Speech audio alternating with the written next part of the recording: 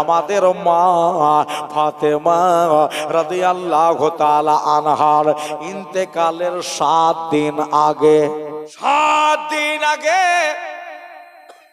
মা নিজে হাতে রুটি বানালেন। মা বলতেছেন, বাবা তুই এই আমার এই রানে বসে যা, আর একটা ছেলে তুই আমার এই রানে বসে যা। হাসানকে বাম দিকে বসিয়ে নিয়ে হুসাইনকে ডান সাইডে বসিয়ে নিয়ে এখন খাবার খাওয়াবে। 6 বছর আর 8 বছরের 2 বেটা, এরা তো নিজে খাওয়া জানে, এরা তো নিজে আপনার খেতে শিখেছে। মা বলতেছেন, হুসাইন আমি তোমাকে আমি খাওয়িয়ে দেব। ও বেটাই মা হাসান আমি তোমাকে খেলিয়ে দেব। 1 লোকমা রুটি ভাঙে ছোট বেটার মুখে দেয়, আর একবার রুটি ভাঙে বড়টার মুখে দেয়। খাওয়া দাওয়া চলছে। ও দাদারা আমার ভাইয়েরা গো, এবার খেতে খেতে খেতে খেতে খাবার শেষের দিকে হঠাৎ করে আপনার মৌলা আলী, আমার ফাতেমার সোহার, আমার হাসান হুসাইনের আব্বা জান বাড়ি ঢুকে গেল। ফাতেমা ব্যাপার কি? তুই ছেলেকে এক জায়গায় বসিয়ে এক কোলের ওপরে বসিয়ে তুমি নিজে হাতে খাবার খাওয়াচ্ছ। বিবি রে মাঝেরা বুঝলাম না, বলো কি হয়েছে কি হয়েছে? বলল হুজুর সব কথা পরে হবে, ছেলে দুটাকে ভরপেট খাওয়াতে দেন। খাওয়াইলে মনের কথাটা আপনার কাছে আজকে শেয়ার করবো। একবার সুবহানাল্লাহ বলেন। স্বামী স্ত্রীর লেবাস নাকি? এর লেবাস ও, ওর লেবাস এ, মানে স্বামী হলো স্ত্রীর লেবাস আর স্ত্রী হলো স্বামীর লেবাস। হ্যাঁ, তাহলে মনের কথাটা আপনার সামনে আমি শেয়ার করব। জোরে বলেন সুবহানাল্লাহ। একবারে খাওয়া দাওয়া সব রেডি হয়ে গেল। 2 ছেলের মুখটাকে মুছিয়ে দিয়ে বলতেছেন, হুসাইন হাসান যা বাইরে যা, শোন খুব তাড়াতাড়ি আসবে না, তোর বাবার সাথে 2টা গোপনীয় কথা আছে। সুবহানাল্লাহ বলেন। সুবহানাল্লাহ। বাইরে চলে গেল। বাইরে চলে যাওয়ার পরে মৌলা আলীকে নিজের কাছে বসায়া নিয়ে বলতেছেন, হুসাইনের আব্বা গো, ও হুসাইনের বাবা, আজকে মৌতের কথা যখন উঠে গেল এই ওয়াজি হবে। সুবহানাল্লাহ বলেন। সুবহানাল্লাহ বললেন, বলো ফাতেমা। মা ফাতেমা বলতেছেন, হুজুর আর 7 দিন পরে মাহে রমজানের চাঁদ উঠবে, আর রমজানের 1 তারিখ হবে, 2 তারিখ হবে, 3 তারিখ মানে আমি 3টা রোজা রাখবো। আর 3টা রোজার পরে আমার 4 রোজা আর করা হবে না। সুবহানাল্লাহ। কেন গে ফাতেমা, কিসের জন্য হবে না? আমার হোসেনের মা, আহা আমার বিশ্বের জননী, তামাম হরিদের তাজদারানী মা বলতেছেন, হোসেনের আব্বা গো, রোজার মাসের 3 তারিখে আমার ইন্তেকাল হয়ে যাবে। আহা মৌলা আলী বললেন, ফাতেমা রে, ও ফাতেমা, ফাতেমা এই কথাটা তোমাকে কে বললো? হায়াত মৌতের মালিক যে আমার আল্লাহ, কারো হাতে লিখে দেওয়া হয়নি। কেমন করে বুঝতে পারলাম যে রোজার মাসে 3 তারিখে তোমার ইন্তেকাল হবে? ওগো হোসেনের বাবা, যাবার টাইমে 2টা তোমার সাথে কথা বলে কি বলো? বলে হুজুর আমি যে ইন্তেকাল হয়ে যাব, ইন্তেকাল হয়ে যাওয়ার পরে আমার পহিলে আবদার একটাই থাকলো, আমার আলীর কাছে, আমার সোহারের কাছে। এই দেখেন হাসান হোসেন যখন কাঁদবে, ছেলে দুটোকে কাঁদতে দেবে না। আমার বেটা দুটা মা মা করে যখন কাঁদবে, ছেলেদের খবরদার কাঁদতে দেবে না। মানলে কিনা? মৌলা আলী বলতেছেন ফাতেমা ওটা আমারও তো বেটা, আমি ঠিক আছে ছেলেদের কাঁদতে দেব না, আমি দিলাশা দেব। বলে হুজুর আপনার ডান হাত খানা তাদের মাথাতে একটু বোলাবে। তিনটা প্রশ্নের ভেতরে একটা হয়েছে। দ্বিতীয় নম্বর হলো হুজুর আমার ইন্তেকাল হবে রাতের বেলায়, খবরদার দিন করে দেবেন না, এই জন্য দিন করে দেবেন না হুজুর গো। সারা দুনিয়া জানে আমি পর্দা নাসি না, গ্রামের লোক জানে আমি পর্দা নাসি না, আমার নামটাই শুধু শুনল, কিন্তু আমাকে চোখে কোনোদিন তাকিয়ে দেখিল না। আল্লাহ এবং আল্লাহ রসুলের রাজামান্দির জন্য আমি পর্দা করে চলে গেলাম। আমার দাদারা, আমার ভাইয়েরা, আমার মা বোনেরা, ফাতেমা বলতেছেন রাতের বেলায় যখন ইন্তেকাল হবে আর দিন করে দেবেন না, রাতারাতে আমারও মাটি দিয়ে দিবে। হুজুর 3 নাম্বার আবদার হলো এটা, ওই যে আমাকে মাটি দিয়া আসার পরে, আমাকে কবরে রেখে দেওয়া আসার পরে একেবারে ভুলে যাবেন না।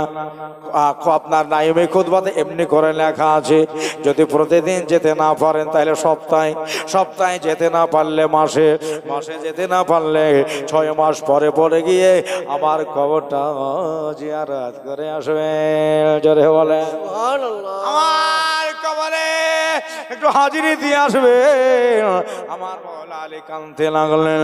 আমার দাদারা, আমার ভাইরা, মৌলা আলী বলতেছেন ফাতেমা আমার নবী একদিন আমাকে ধরে বলছেন আলী রে, আমার ফাতেমাকে কান্দায় না রে, ওর মা নাই দুনিয়ায়, ওর মা রেখে দিয়ে চলে গেছে। ফাতেমা যদি কান্দে আমি ভালো থাকি না, তোমার দ্বিতীয় বিয়ে হারাম করলে যতদিন আমার ফাতেমা তোমার গিরে থাকবে। ফাতেমার ইন্তেকালের পরে তারপরে তুমি দ্বিতীয় বিয়ে করতে পারো। কোনোদিন কটু কথা হয়নি, কোনোদিন জোরে কথা বলতেন না, ফাতেমাকে নারাজ করতেন না, বাড়িতে বিবাদ ঝগড়ায় কিছু হতো না। বন্ধুরে আমার ভাইরা রে, কিলি একদিন বাড়িতে টুকঝুক লেগে গেছে। মৌলা আলী বলছে এটা হবে, ফাতেমা বলছে এটা হবে। আলী ছিলেন আল্লাহর ওলি, ঝট করে খেয়াল হয়ে গেল এটা নবী নন্দিনী, এটা জগতের জননী, হরে গেল মানদের তাজ দারানি। আমি বেশি কোনো বাড়ি থাকবো না, সোজা গিয়া মসজিদে নববীর ভিতরে মন খারাপ করে একবারে বুক পড়া দিয়ে মৌলা আলী পড়ে আছেন। সন্ধ্যাবেলাতে আল্লাহর নবী এসেছেন। ফাতেমা আমার আলী কোথায়? বলে হুজুর একটু তার সাথে টুকঝোক হয়ে গেছে, কোথায় রাগ করে গোসা করে আলী চলে গেছে, বই কালো হয়ে গেল, এখনো পানি আসে না। ওগো আমার দয়াল নবী গো, 8 দিন কিছু না খেতে পেল, আমি আলীকে কোনোদিন কিছু বলি নাই।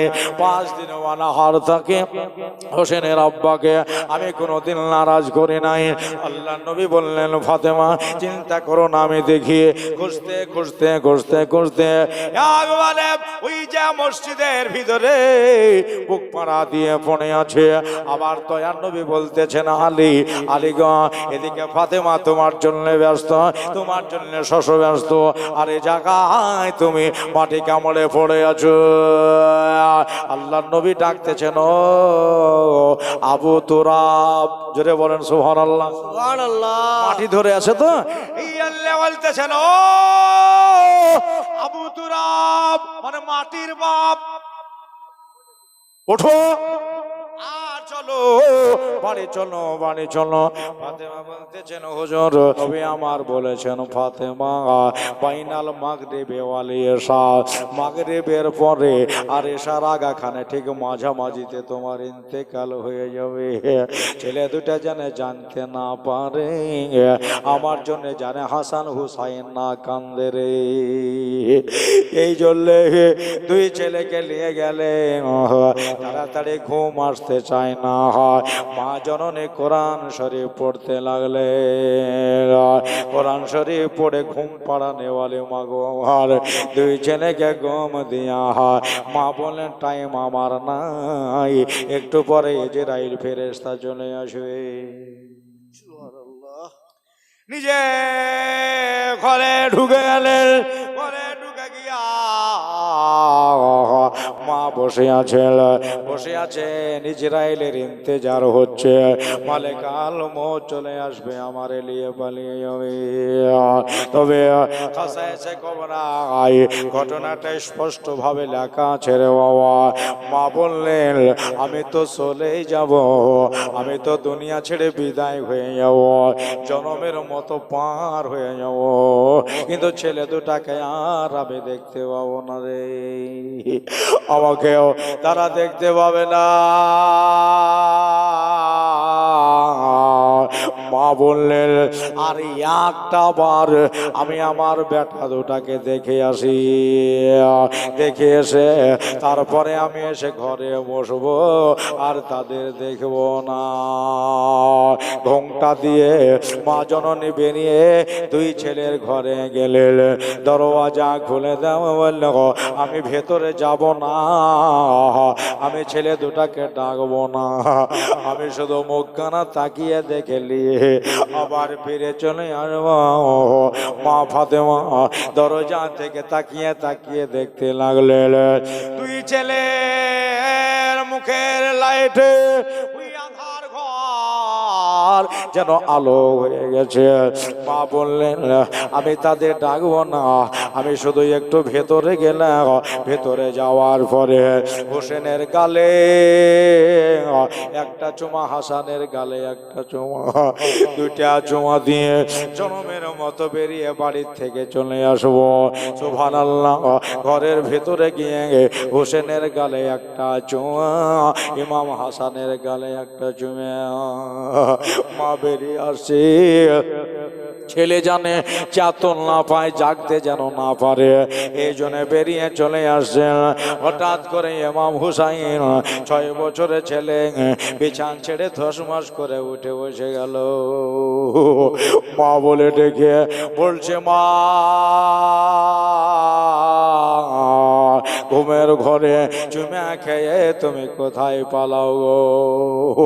কথা শুনে যাও, তোমার কাছে আমার একটা প্রশ্ন। ইতিমধ্যে ইমাম হাসান জেগে গেল। আমারও একটা প্রশ্ন। দুই ছেলে দুই পাঁজরে বসে গেলেন। ফাতেমা বলছে কোন সময় কোন কাজ হলো, ইজরাইল চলে আসবে, আমাকে ধরে নিয়ে পালিয়ে যাবে। ছেলে দুটাও জেগে গেল। দুই ছেলের মাঝখানে বসে মা বললেন বল কি প্রশ্ন তোরা করবি? হোসেন বলছে আমি আগে বলবো। ইমাম হাসান বলছে আমি আগে বলবো। মা বললেন ও বেটা হাসান, ছোটটাকে আগে বলতে দাও, ছোটটাকে আগে বলতে দাও। বন্ধু রে, আমার দাদারা রে, আমার ভাইয়েরা রে। ইমাম হুসাইন বললেন মা আমি তো ঘুমিয়েছিলাম গো জননী। ঘুমের ঘরে চুমো দিয়ে পালিয়ে যাচ্ছ। শোনো, 6 বছর ধরে তুমি আমারে চুমে খাও, আহা রাতে দিনে সব সময় চুমা খাও, তবে ওই দিনের চুমা গুলাতে কত মিঠা লাগেনি, আর ঘুমের ঘরের চুমাতে কেন এত মিঠা লাগলো? জোরে বলেন সুবহানাল্লাহ। ভাইরা ডাইনে বামে মাটি হবে মাটির বিছানা, টাকা পয়সা জমিদারি সবই পড়ে রবে, খালি হাতে তোমাকে যে চলে যেতে হবে বাবা, খালি হাতে তোমাকে যে চলে যেতে হবে। একটা সাদা কাপড় ছাড়া তোমায় কিছুই দেবে না, সাদা কাপড় ছাড়া তোমায় কিছুই দেবে না, ডালে বামে মাটি হবে মাটি বেছালা, ডানে বামে মাটি হবে মাটির বেছানা।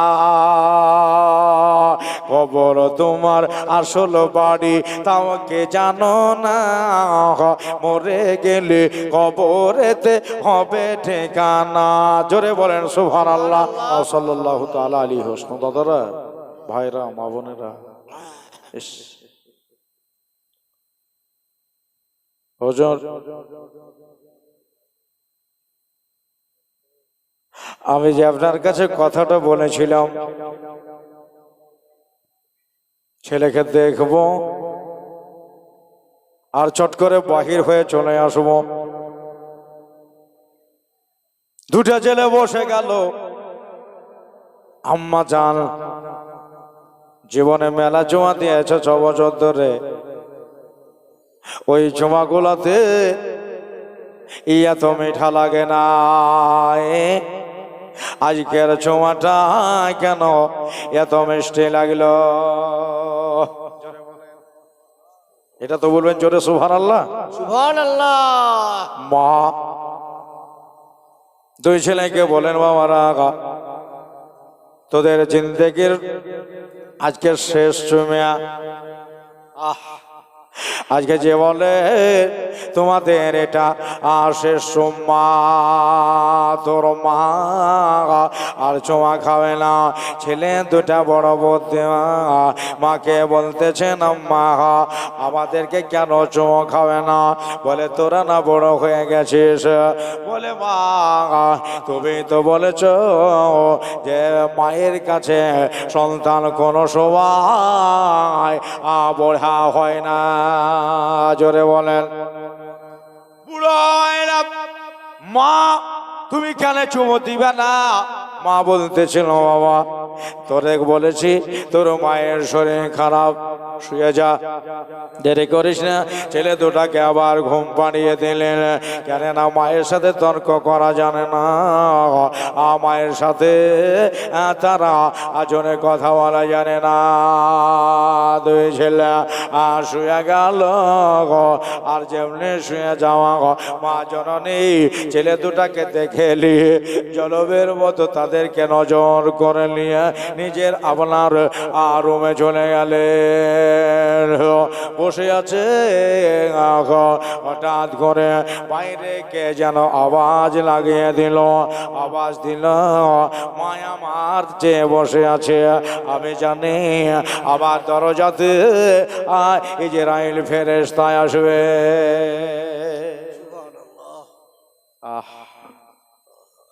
আওয়াজ দিলাম, বাইরে কে? ইনি বললেন, ফাতেমা আমি হলাম ফেরেশতা ইজরাইল। ও মালিকাল মউত চলে এসেছে। বন্ধুরা, মা বললেন, ইজরাইল তুমি আমার দরজায় এসেছো।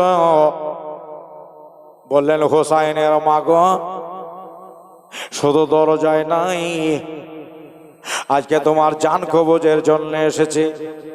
আহা আমার শুনলে ভাইরা, আমার মা বোনেরা গো, বললেন আমি তোমার জান রূহ কবজ করার জন্য এসেছি।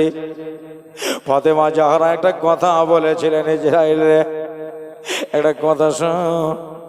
বলে কে কথা?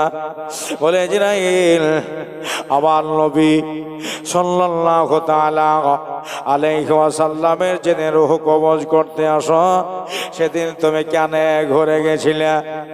ইজরাইল বললেন, মা তোমারই লজ্জার খাতিরে আমি ঘুরে গেছিলাম ফাতেমা, ও ফাতেমা, আমি তোমার লজ্জার খাতিরে বাড়ি ঢুকতেও পারিনি, কেন তুমি বারণ করলে, মানা করলে, এই জন্য আমি ঘুরে চলে গেছিলাম।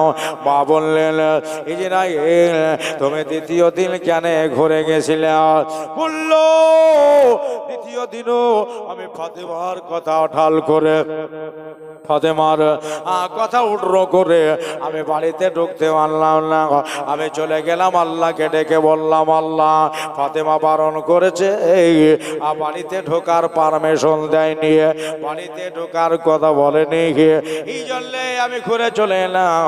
আবার আল্লাহ আমারে বকে নাই, ডাটে নাই। মহান আল্লাহ বলতেছেন ইসরাইল আজকে নাই, আবার তুমি কালকে যাবে। জোরে বলেন সুবহানাল্লাহ। ও ফাতেমা, তেসরা দিন তুমি যদি বলতে আমি সেদিনও ঘুরে চলে যেতাম। ফাতেমা বললেন ইসরাইল আবার কথা শুনে তাকাও, আমার লজ্জাতে তুমি বাড়ি থেকে চলে যাচ্ছ। ও ইসরাইল আজকে কি তোমাকে লজ্জা লাগবে না? একবার জোরে সুবহানাল্লাহ, সুবহানাল্লাহ। ইসরাইলে তোমাকে কি লজ্জা লাগবে না? লজ্জা লাগবে না? ওই ফাতেমার শরীরে হাত দিয়ে, ফাতেমার বুকে হাত দিয়ে জান কবজ করতে ইসরাইল কিন্তু দাঁড়িয়ে আছে, কথাগুলো শুনছে। ইসরাইল বললেন মা, ও ফাতেমা তাহলে এখন কি করা যায়? ফাতেমা বলেন ইসরাইল যেমন করে সেদিন ঘুরে গেছিলে আজকে ওই রোগ ঘুরে তুমি এখান থেকে চলে যাও। ইসরাইল বললেন ফাতেমা গো, আমি অন্য কারো হুকুমে আসি নাই, আমি আল্লাহর হুকুমে এসেছি। মা ফাতেমা বললেন ইসরাইল তুমি যাও, আমি আমার আল্লাহর সাথে এবার কথা বলতেছি। বলা যাবে না সুবহানাল্লাহ? সুবহানাল্লাহ। দাদারা, আমার দিদিরা, যে যেখান থেকে শুনছেন বন্ধুরে, মা ফাতেমা তো জাহরা রাদিয়াল্লাহু তাআলা আনহা বলতেছেন ইসরাইল আজকেও ঘুরে যাও। আচ্ছা আমরা কেউ এই কথা বলতে পারবো দাদা? পারবো? কোন দিক দিয়ে যে আসে, কেমন দিয়ে যে আসে আর নিয়ে চলে যায়, কেউ দেখেছে? যাও ঘুরে চলে যাও। এবার ফাতেমার কথায় ফেরেশতা ইসরাইল দেখলেন যদি আমি জোর করে ঢুকে পড়ি ভেতরে, এটা নবীর বেটি, এটা নবীর বেটি। ফাতেমাকে যারা নারাজ করলো, নবী বলতেছেন তারা আমাকেই নারাজ করলো। সুবহানাল্লাহ। আর নবীকে যারা নারাজ করলো, আমার আল্লাহ বলছে তারা আমাকে নারাজ করলো। বলা যাবে না সুবহানাল্লাহ? সুবহানাল্লাহ। আল্লাহ ফাতেমা যে বাড়ি ঢুকতে দিচ্ছে না, আমার মাওলা বলতেছেন ঘুরে চলে আই। বলা যাবে না সুবহানাল্লাহ? সুবহানাল্লাহ। আপনার জন্য আলাদা হিসাব, তাদের জন্য আলাদা হিসাব। ঘুরে চলে আয়। এদিকে মা ফাতেমা আপনার সঙ্গে সঙ্গে আল্লাহর সাথে টেলিফোন লাগিয়ে দিয়েছে। আল্লাহ গো, আল্লাহ তোমার কাছে আমার একটা কথা। কি? আল্লাহ তুমি আজকে বলো তো কোন দিন আমার নামাজ কাজা আছে? আচ্ছা আমরা কেমনি করে বলতে পারবো কতদিন রোজই নামাজ কাজা?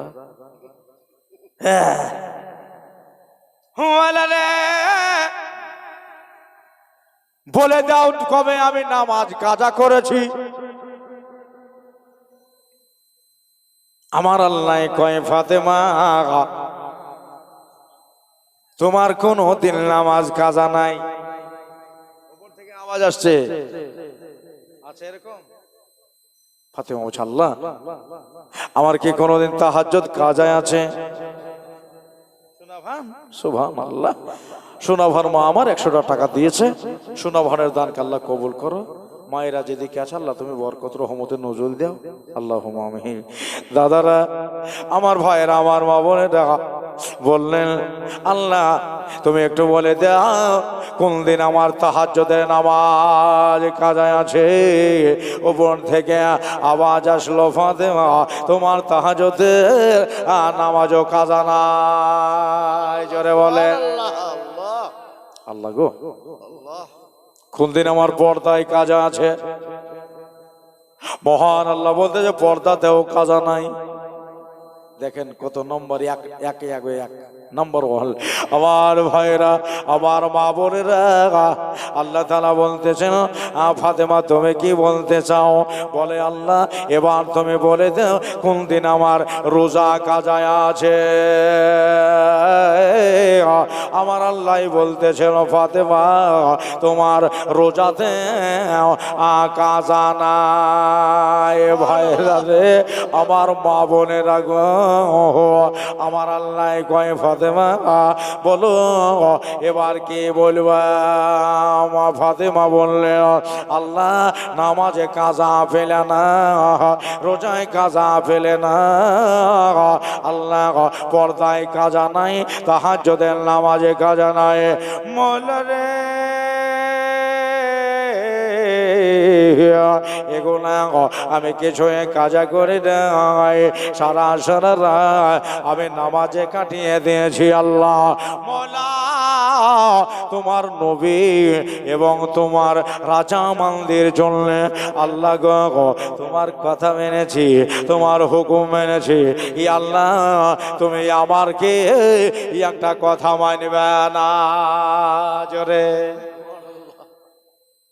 ফাতেমা কেন মানবো না? আচ্ছা বলো তো কি বলতে চাও? মা ফাতেমা বললেন, আল্লাহ আমি হাজার আবদার করবো না, একটাই আবদার।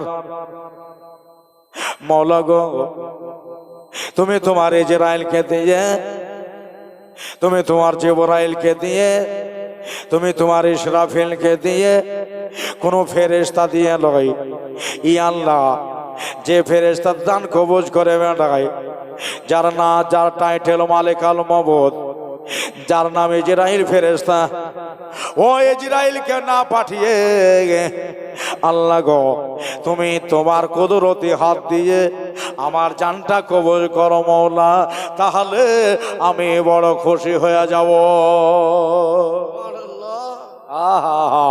আল্লাহ তুমি কি আমার কথাটা মানলে? এই হোসাইনের মা তোমার হাবিবের বেটির কথাটা কি মানলে? আমার আল্লাহ বলতেছেন, ফাতেমা এই নিয়ম তুমি কিরম করলে রে? দুনিয়ার মানুষের জান আমার ইজরাইল কবুল করে, তাকে ওই ডিপার্টমেন্টে রেখেছে, তাকে ওই কাজের জন্য রেখেছে, তুমি আবার বলছো আমাকে এই কুদরতি হাত দিয়ে তোমার জান কবজ করতে হবে। ওই ফাতেমা, ফাতেমা গো যাও কথা দিলাও, আমি আর ইজরাইলকে পাঠাবো না, আমি নিজের কুদরতি হাত দিয়ে আমি তোমার জান কবজ করব। নারায়ে তাকবীর, আল্লাহু আকবার, নারায়ে তাকবীর। আবার যারা ভাইরা, আবার মা বোনেরা বললেন, ফাতেমা ঘরে আছে, হাসান হোসেন ওই ঘরে। হযরত আলী তো জানেন যে আমার বিবি আজকে চলে যাবে, নবীর কথা। সুবহানাল্লাহ বলেন। আরে আলী মুর্তজা বাহিরে বসে আছে, ঘুমাবার তো টাইম নাই। আমরা যে টাইমে তারাবির নামাজ পড়তে যাই, বন্ধুরে আমার ভাইরা রে, মা ফাতেমা ঘরের ভিতরে শুয়ে গেলেন। আমার আল্লাহ নিজের কুদরতি হাত দিয়ে আমার ফাতেমার রূহ মুবারক কবুল করলেন। মা জগৎ ছেড়ে বিদায় হলেন। জোরে বলেন ইন্না লিল্লাহি ওয়া ইন্না ইলাইহি রাজিউন। মৌলা আলী ঠিক টাইমে বাড়ি ঢুকে গেলেন। কেন না ফেরেশতা ইজরাইল আলাইহিস সালাম এই জায়গায় এসেছিলেন, কিন্তু ফাতেমা রূহ কবজ করতে পারেনি। আমার আল্লাহ রূহ কবজ করেছে। আলী মুর্তজা বাড়ি আসলেন, আসার পরে সবে মাত্র ঘরে ঢুকেছে, পিছে পিছে একটা মহিলা চলে আসতেছে।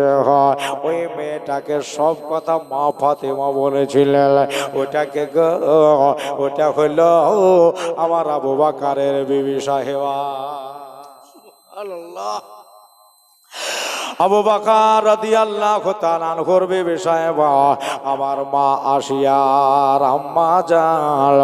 ইনাকে বলেছিলেন, ও আসিয়ার মা গো, আজ রাতে আমার ইন্তেকাল হবে। এরকম মাগরিবের পর এশার আগে আমার ঘরে যেন অন্য কেহ না ঢুকে রে আসিয়ার মা। ও আবু বকরের বিবি সাহেবা শোনো, তুমি ঢোকার পরে আমার বদনে এই কাপড়টা তুমি কাপড়ের ওপরেই পরিয়ে দিও। শোনো গো, আমি গোসল করে রেডি হয়ে থাকবো, শুধু কাপড়টা পরিয়ে দেবা, আর এই কাপড় দিয়ে চকলেটের মতো আমাকে চিরজনমের মতো বেঁধে দিও রে, তাছাড়া তোমার আর কোনো কাম নাই। বলল, আমার আলী মুর্তজা বাড়ির ভিতরে ঘরে ঢুকে গেলেন, ফাতেমার দিকে একবার তাকালেন। আমার জীবন সঙ্গিনী, আমার প্রাণনী আমাকে ছেড়ে জনমের মতো চলে গেল। মৌলা আলীর চোখে পানি ঝরে গেছে। আসাল ঘুমায়, ওসের আবার ঘুমায়, ঘরের ভেতরে ঘুম পাড়তে লাগলো। মৌলা আলীকে আর তারা বলল, মানুষজন চলে আসলো, সাহাবায়ে কেরামগণ এসে হাজির। আলী গো, ফাতেমার কবর কোন জায়গায় হবে? রাতে আবু হুযায়ফা বলতেছিল, ও আলী মুর্তজা রাদিয়াল্লাহু তাআলা আনহু, একটু বলে দাও কোন জায়গায় কবর হবে। আমার শেরে খুদা, আমার মুশকিলে কুশা, আমার হায়দারে কাররার আবু তোরা বলতেছেন, যাও জান্নাতুল বাকিতে আমার ফাতেমার কবর বানাও। রাতের বেলাতে আপনার কোদাল পাউডা নিয়ে তারা বিদায় হলো। ফাতেমা রাতারাতি পৃথিবী ছেড়ে চলে যেতে চায়। ফাতেমা আধারে আধারে দুনিয়া ছেড়ে চলে যেতে চায়। আমাকে যেন দুনিয়ার কেউ তাকিয়ে না দেখে। দিন হয়ে যাবে, মুখামুখি মানুষের প্রচার হয়ে যাবে, অমুক গ্রামের লোকেরা আসবে, আর গ্রাম থেকে মেয়েরা আসবে, কই দেখি করে হয়তো কখন মুখ খান খুলে দেবে। বন্ধুরে, আমার ভাইরা রে, আমার মা বোনেরা, এই জন্য রাতারাতি ফাতেমা চলে যেতে চাই। কবর বানানো হলো, কবর বানাবার পরে ওই রাত্রি বেলায় আমার ফাতেমাকে নিয়ে গিয়ে সুবহানাল্লাহ সুবহানাল্লাহ, ওই দেখেন ওই রাতে সমস্ত কাজকর্ম শেষ করে মা ফাতেমাকে কবরে রাখলেন। কবরে রেখে দিয়া বলতেছেন, কবর গাহার মাটি রে, তোর কত কিসমত ভালো রে, তোমার বুকে আজকে মা ফাতেমা চলে আসলো।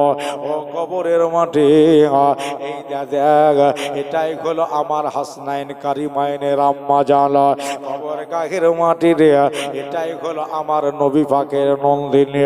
কবর গাহের মাটি রে, এটাই হলো জাওজায়ে মৌলা আলী। মা ফাতেমাকে রেখে দিয়া পাটাতন শুরু হইল। রাতের বেলাতে পাটাতন দিয়া কবর বানানোর কাজ শেষ করলো। বাইরে আমার হাসান এখনো জানতে পারেনি, হুসাইন জানতে পারেনি। তারা বিছানায় শুয়ে রইল, তারা বিছানায় শুয়ে আছে। 8 বছর 6 বছরের শিশু সন্তান মৌলা আলী। কবর দিয়া বাড়ি যেতে মন চাহে না। ফাতেমা, আমি যে তোমাকে ছাড়া কোনোদিন থাকতে পারতাম না রে। ও ফাতেমা, আর নামাজের সময়তেও তুমি রাত গুজারা করতে, আমিও নামাজ পড়তাম। ও ফাতেমা, তোমার আব্বা, আমারও শ্বশুর, যিনি দয়ার নবী, মায়ার নবী, ওই নবীর কালে, বাচ্চা কালে আমি কালেমা পড়েছি।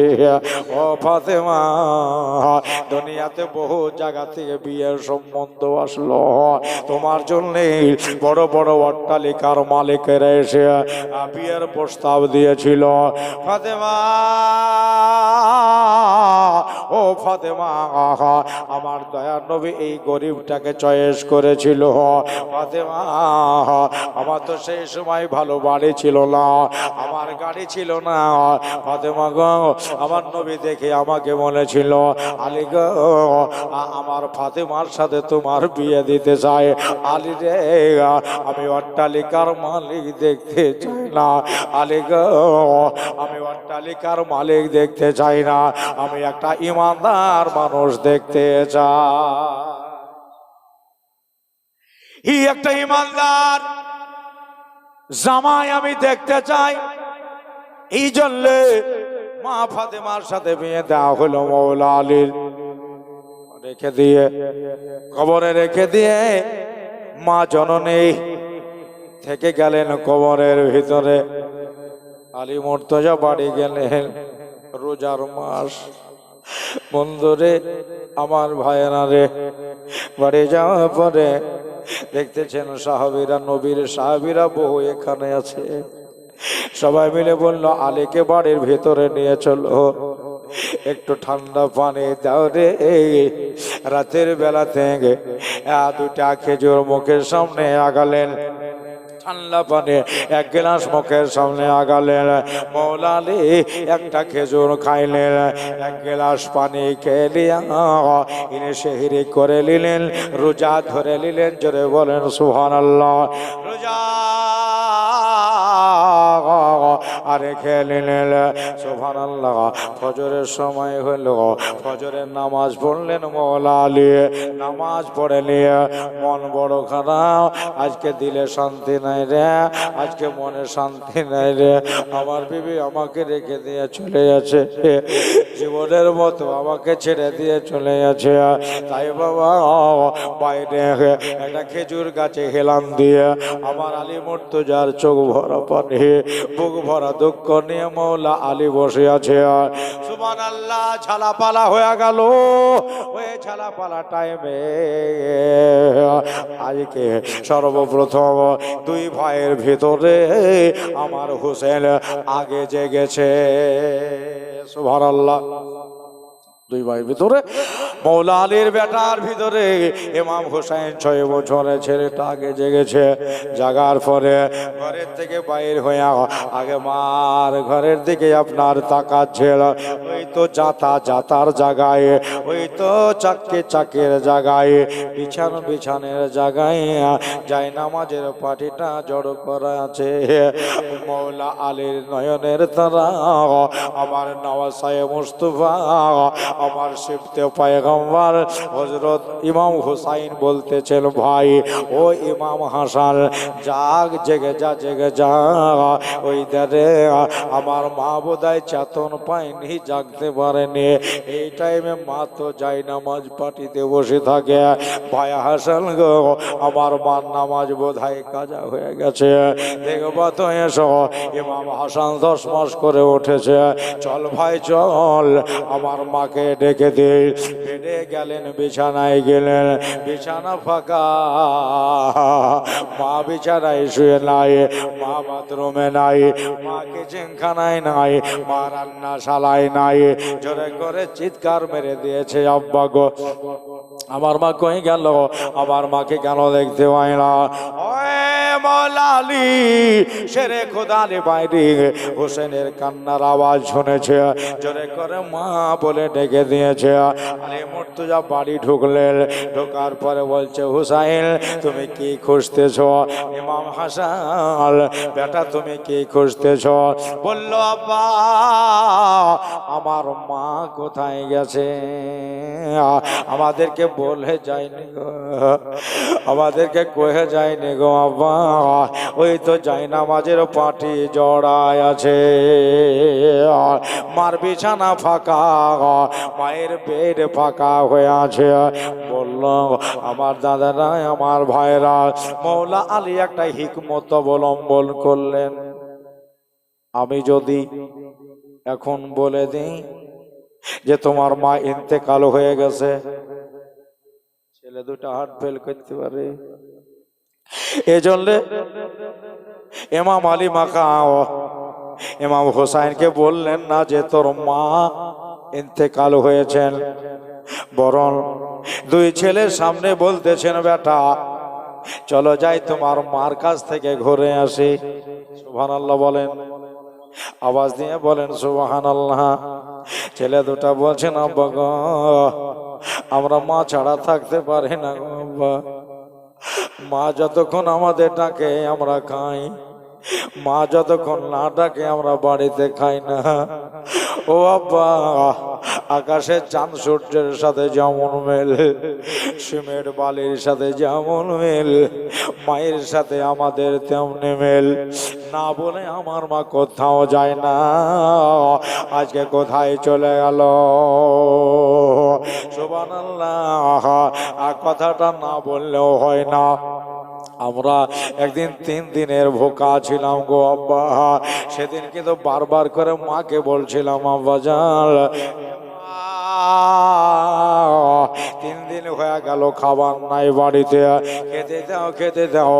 আমার মা জননী ধমক দিয়ে বলতেছে তোর বাবা আসেনি এখন কেন খাবার চাইছিস, দাঁড়া।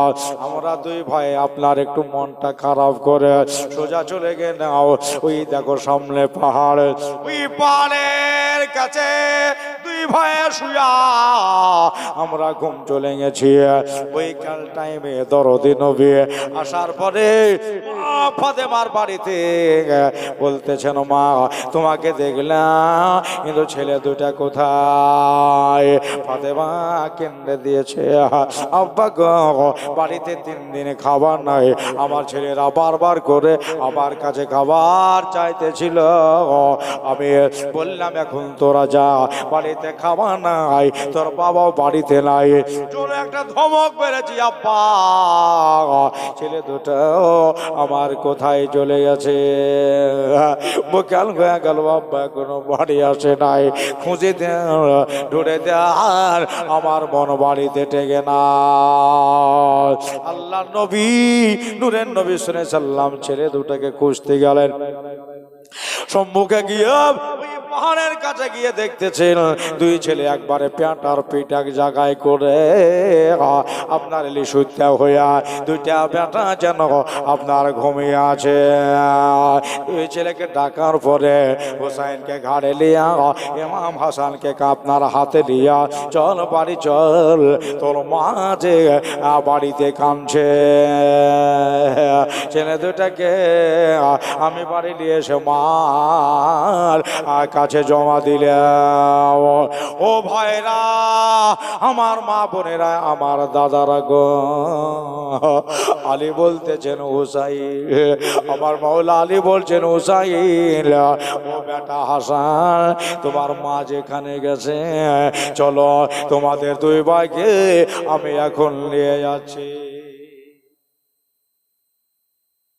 ছোট রে আয় আমার ঘাড়ে আয়, ঘাড়ে নিলাম।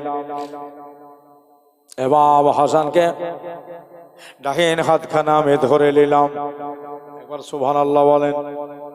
ধরে নিয়ে চলে যাচ্ছি আপনার জান্নাতুল বাকির দিকে। ছেলে দুটা বলল আমার মার কাছে যাচ্ছি। আহা হা ভয় গো দাদা গো, আমি এইভাবে যেতে যেতে যেতে যেতে জান্নাতুল বাকি পৌঁছে গেলাম। ওই তো রাতের টাটকা কবর, ওই তো রাতের তাজা কবর, মাটিগুলো এখনো শুকিয়ে যায়নি। ওই তো লাল মাটিগুলো ভিজা ভিজা ভাব হয়ে আছে। আমার ভাইরা আমার দাদারা যেরকম ভাব কবরে পানি ঢেলে দিয়ে গেছে ওই রকম তাজা তাজা হয়ে আছে। কবর কবরের কাছে গিয়ে আমি দুই ছেলেকে ছেড়ে দিলাম। বাবাকে বুলবুল করে আমার ছোট বেটা বলছেন, বাবা মার কাছে নিয়ে যাবেন তো, এখন কবরের কাছে নিয়ে আসলেন কেন গো? ও শেরে খোদা, নবীজির জামাতা আমার আব্বা গো, আমার মার কাছে নিয়ে চলেন। আলী মুর্তজা দুই ছেলের দিকে তাকিয়ে সইতে পারল না, চোখের পানি ঝরে গেল, দুই চোখ দিয়া পানি গড়তেছিল। ইমাম হাসান বলতেছেন, ও গো মওলাই আলী, ও নবীজির জামাতা গো, আপনি কাঁদছেন কেন? আপনার চোখের পাতাগুলো ফুলে ফুলে আছে কেন? বলল, বাবা রে, তোমার মা তোমার নানার বাড়িতে যায়নি, দিদির বাড়ি যায়নি, তোমার মা রাতের বেলাতে এশার নামাজের আগে আর মাগরিবের নামাজের পরে তোমার মা ইন্তেকাল হয়ে গেছে রে বাবা। ইল্লা লিল্লাহি ওয়া ইন্না ইলাইহি রাজিউন। রাতের বেলা তোমার মা আমাকে বলে গেছিল যে ও হুসাইনের বাবা ইন্তেকাল যখন হবে রাতারাতি আমার মাটি দিয়ে দিও। তোমার মাকে রাতের বেলাতে আমি মাটি দিয়ে দিয়েছি, তোমার মার কবর বানিয়েছি, তোমার মার গোর বানিয়েছি। দাদারাই আমার ভাইরা আমার মা বলে রাখো সুবহানাল্লাহ। এই দেখেন আবার নতুন বক্তা চলে এসছে, একটু আওয়াজ দেন, নারায়ে তাকবীর। ওই বলতে হবে, বক্তা আসছে, নারায়ে তাকবীর, নারায়ে রিসালাত, মাসলাকে আলা হযরত, উলামায়ে আহলে সুন্নাত।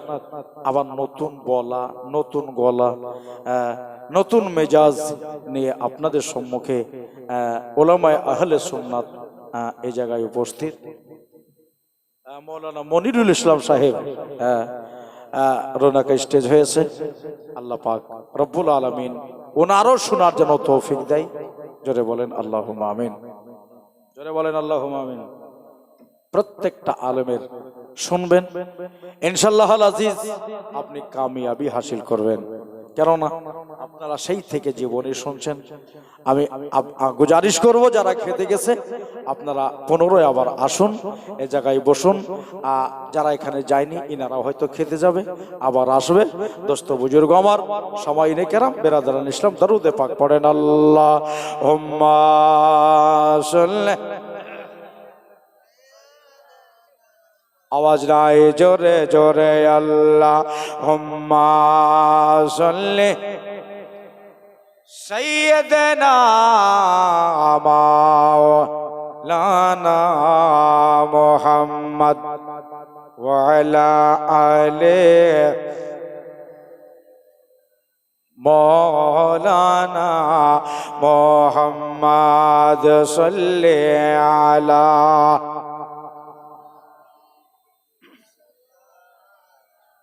मोहम्मद हरदम जुबान से निकालो शाफिईना मोहम्मद हरदम जुबान से निकालो शाफिईना मोहम्मद सल्लल्लाहु ताला अलैहि वसल्लम। আল্লাহ রসুল আলিমে মাকানা ও মায়াকুনের খবরদাতা, ভবিষ্যৎ বক্তা, শরিয়াত প্রণেতার জামাতা মৌলা আলী রাদিয়াল্লাহু তাআলা আনহু দুই ছেলের দিকে লক্ষ্য করলেন। তো ইমাম হুসাইন রাদিয়াল্লাহু তাআলা আনহু ছিলেন মাথার দিকে, মায়ের কবরের পায়ের দিকে আসলেন। সুবহানাল্লাহ বলবেন। হাতটাকে এমনি করে রেখেছে, পায়ের দিকে রেখে চুমু খাচ্ছেন। আমার নূরের নবী বলেছেন, যারা পিতা মাতার কবরে চুমু দেয় তারা যে জান্নাতের চৌখাটে চুমু দিল। জোরে বলা যাবে না?